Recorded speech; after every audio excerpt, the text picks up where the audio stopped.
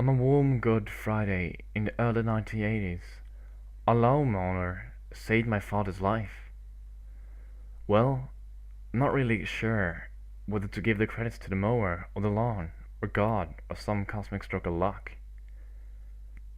My uncle Ralph and his son Gary and Alan had stopped by the house to ask my dad if he wanted to ride with them as they hauled a trailer to the nearby town.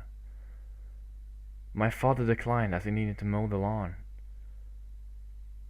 The train had been a closed casket affair, and their wrecked truck sat on the back edge of our property for months afterwards. My dad was inconsolable, but refused to have the truck hauled away. No one could understand why he wanted the damn thing. I was 9 years old and watched curiously as he would go sit in a chair and stare at a crinkled white Toyota. My mother assumed it was guilt and part of the grieving process. Spring turned to summer, and the cicadas screamed us to sleep, though sleep was restless that season. The same dream every night. I'm barefoot in the backyard and the sky's funny shade of emerald green. The wreckage draws me closer. Through the broken glass on the uncaved passenger side, I see a small girl that I assume is around my age. Her eyes are milky white, and she's eating something from the seat.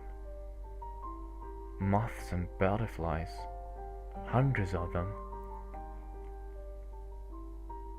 Her hands and face are covered in the iridescent dust, and she moves in a jerky manner.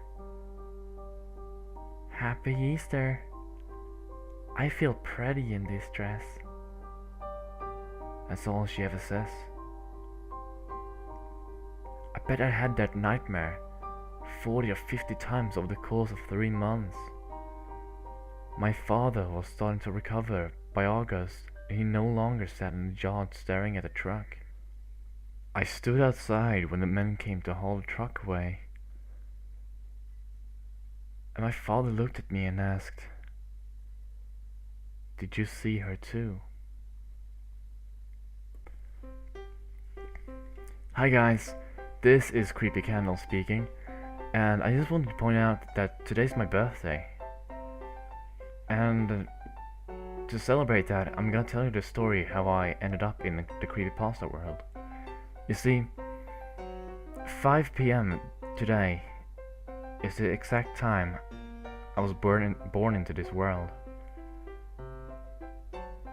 And life is kind of interesting because in the beginning, I would never ever read a creepypasta or watch a scary movie or even play scary video games. I refused to do anything of that.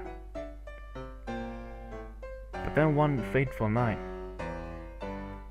this game really interested me. I think it was Dead Space. So I downloaded the demo, and shaking while playing it, I finished it. And that's where everything started, I guess. After that I started playing more horror games, still shaking as I played them, but that shaking and that fear was like a sensation. I can't explain it.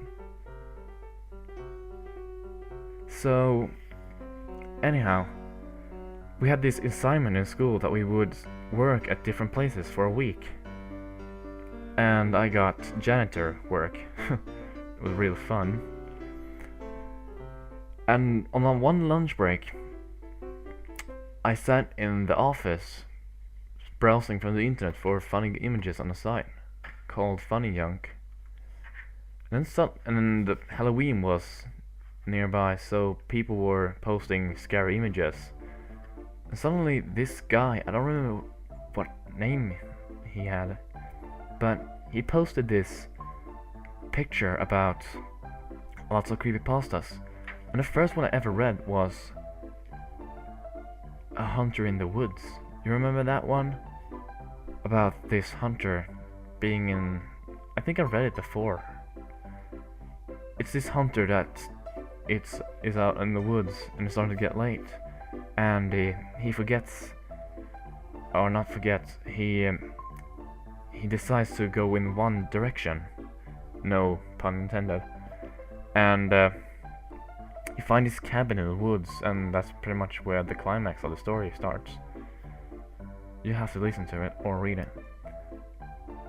And this story made my blood turn cold, literally. I wouldn't sleep, and I wouldn't even look out the fucking windows for probably a week after that post. But then I found Mr. Creepypasta on YouTube. Just this random guy narrating creepypastas, scaring people. Eventually he scared me too, that little bastard. Mr. Creepypasta is probably responsible for... I had insomnia problems, actually. The creepypasta got to me so badly, I refused to sleep. I remember listening to Jeff the Killer for the first time. That face, his face haunted me for probably 2 weeks. I couldn't close my eyes before it without that face showing. And today I'm such a fanboy of Jeff. It's fantastic. But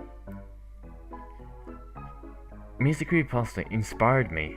I saw the comments that people were commenting on his videos,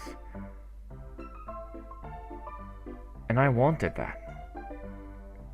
That's where I decided that I want to scare people.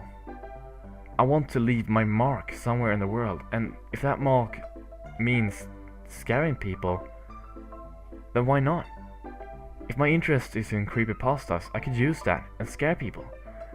And that's what I do these days.